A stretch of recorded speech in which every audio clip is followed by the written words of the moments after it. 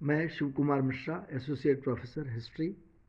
France की क्रांति के भाग 3 के अंतर्गत आज हम फ्रांस की क्रांति के प्रभाव, परिणाम एवं फ्रांस में ही क्रांति क्यों हुई इसके कारण जानेंगे।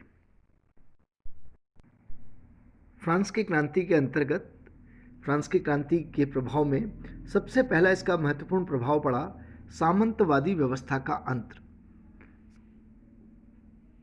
इस क्रांति ने जो क्रांति के काल में राष्ट्रीय सभा ने बहुत लंबे से समय से चली आ रही विशेषाधिकार युक्त सामंतवादी व्यवस्था का अंत कर दिया।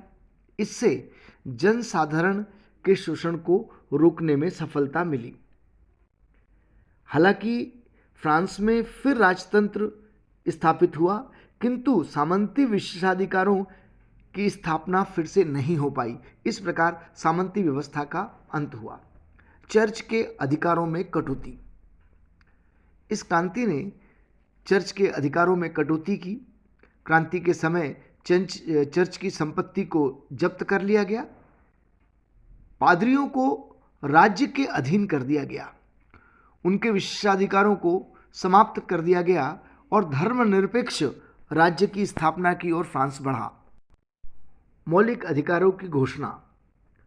राष्ट्रीय सभा ने मानव के मौलिक अधिकारों की घोषणा की और साथ ही जनता को प्रभुसत्ता का प्रमुख स्रोत माना।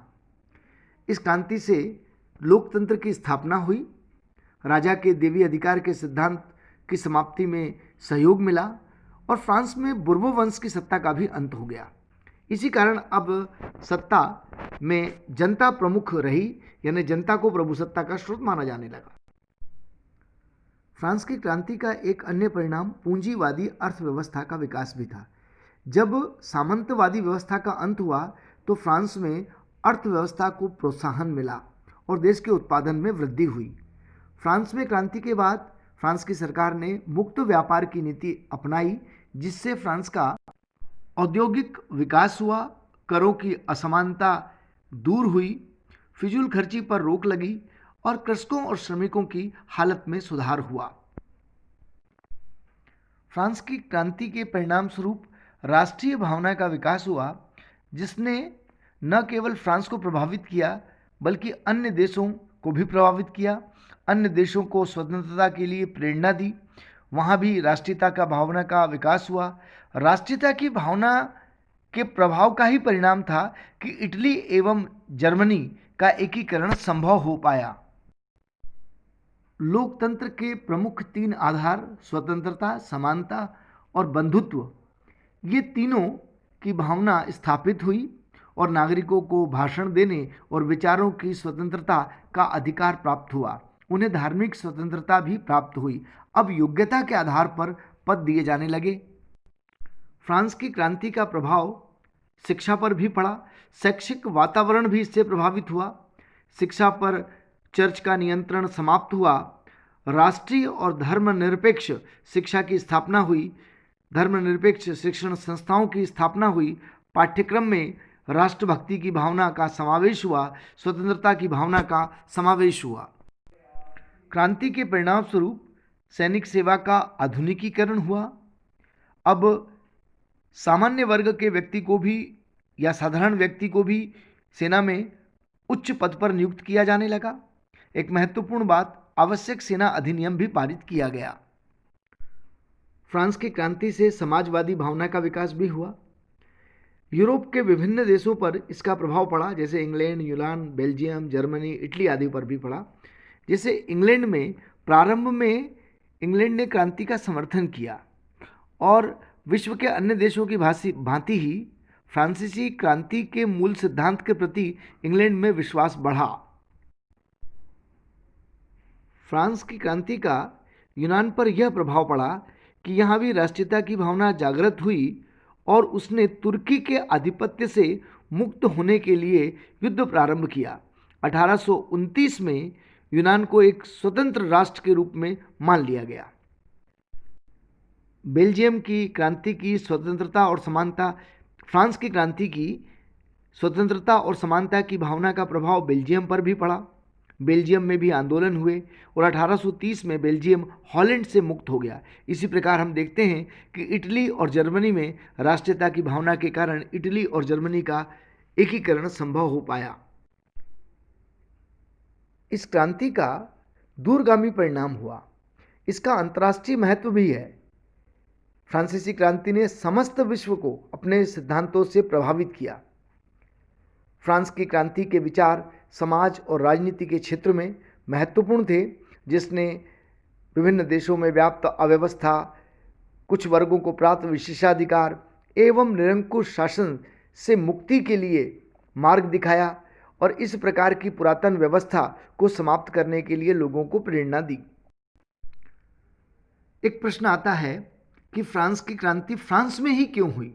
यूरोप में यह क्रांति फ्रांस में ही क्यों हुई? इसके कुछ कारण थे जो फ्रांस में निहित थे, जो फ्रांस में ही निहित थे माना जा सकता है। जैसे लुई 16वें की भूलें। वहाँ का राजा लुई 16वां ऐसा शासक था जिसकी कुछ गलतियों ने फ्रांस में क्रांति को जन्म दिया। जैसे कि लुई 14वें के समय ही फ्रांस आर्थिक संकट में से घिरा हुआ था और बाद में फ्रांस ने अमेरिका के स्वतंत्रता संग्राम में युद्ध लेने के लिए अपने सैनिक भेज दिए, जिससे फ्रांस का आर्थिक संकट और बढ़ गया। और एक महत्वपूर्ण बात कि लुई 16वें ने लगातार वित्त मंत्रियों को बदला और जो वित्त मंत्रियों ने सलाह दी कर लगाने की, आर्थिक व्यवस्था को सुधार करने की, उस पर उसने ध्यान नहीं दिया और ये फ्रांस की क्रांति का एक महत्वपूर्ण कारण था। दूसरा, क्रांति फ्रांस में ही क्यों हुई?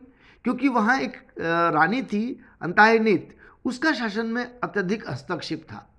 लुई 16वें की पत्नी अंतायनेत शासन में अत्यधिक हस्तक्षेप करती थी।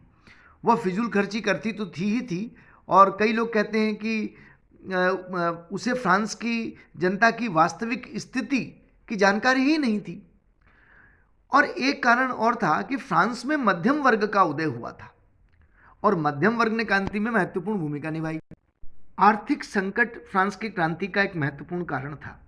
लुई 16वें की भूल से तो आर्थिक संकट बढ़ा ही बढ़ा, फिजूल खर्ची भी हो ही रही थी, लेकिन आर्थिक संकट पर रोक नहीं लगाई जा सकी।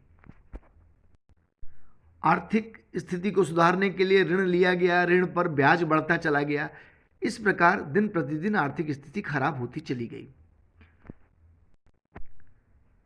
जैसा कि मैंने पहले बताया कि फ्रांस ने जब अमेरिका के स्वतंत्रता संग्राम में भाग लेने के लिए सैनिकों को भेजा, इससे आर्थिक स्थिति फ्रांस की बिगड़ी जरूर, लेकिन एक महत्वपूर्ण बात यह भी थी कि अमेरिकी स्वतंत्रता संग्राम का प्रभाव भी फ्रांस पर पड़ा। लफायत के नेतृत्व में जो फ्रांसीसी सैनिक अमेरिका गए थे, वो अमेरिका की स्वतंत्रता की भावना लेकर लौटे फ्रांस, और इस प्रकार फ्रांस में भी अमेरिका की तरह क्रांति करना चाहते थे और बुद्धिजीवियों ने इस क्रांति की भावना को पहले ही बढ़ावा दे रखा था। अब लोगों में और असंतोष बढ़ गया। सेना में भी इस समय असंतोष था।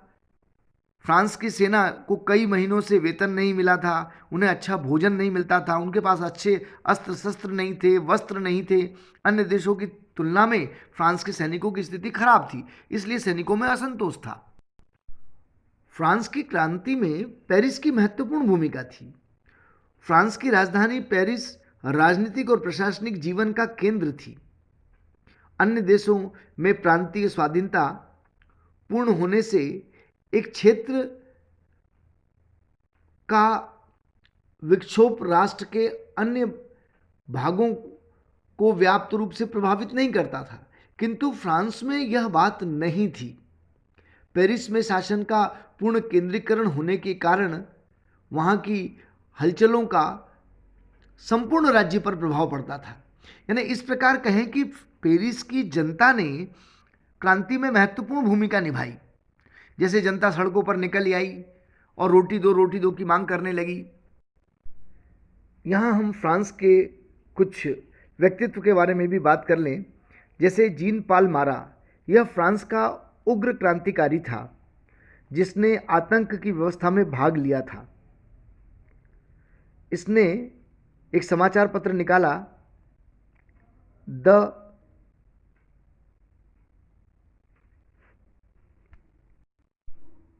जीन पॉल मारा का समाचार पत्र था ला अमीडो द पीपल, जिसको पीपुल भी कहते हैं, और एक और समाचार पत्र था जनरल डिला रिपब्लिक फ्रेंचाइज।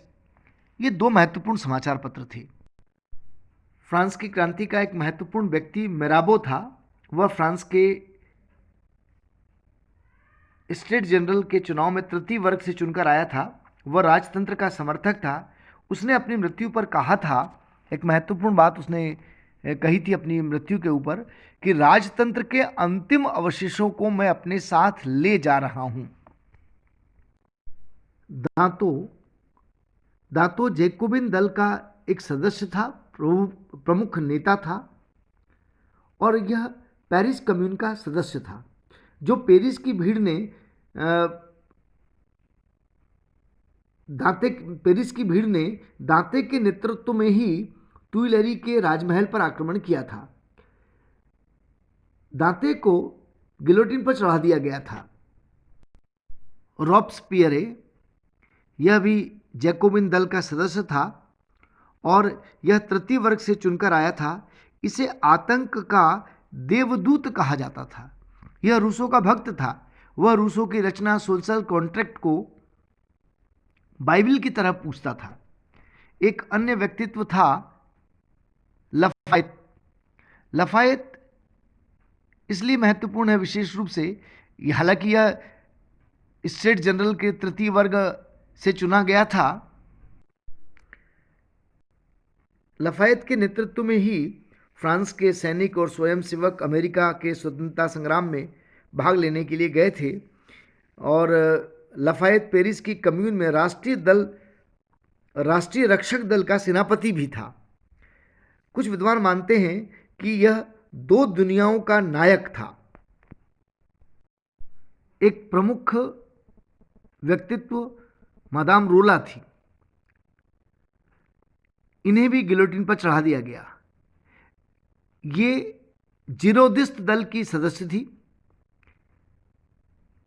रोला गिलोटिन पर चढ़ते समय कहा था, गिलोटिन पर चढ़ते समय जो रोला ने कहा वो यह कहा, हे स्वतंत्रता, तेरे नाम पर क्या क्या अपराध हो रहे हैं।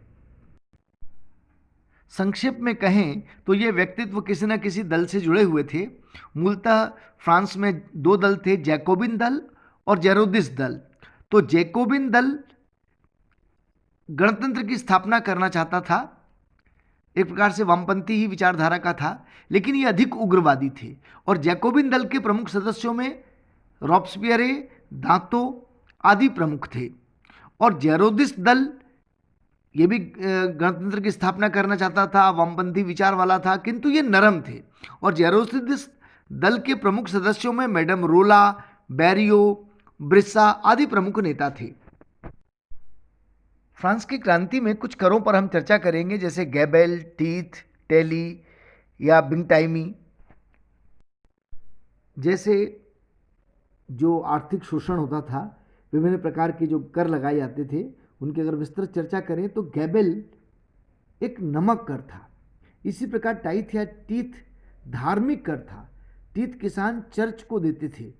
इसी प्रकार टेली या टाइली भूमि कर था। इसी प्रकार बिंग टाइमी आय कर था। एक क्वांटम मनी की भी क्वांटम मनी बेगार था।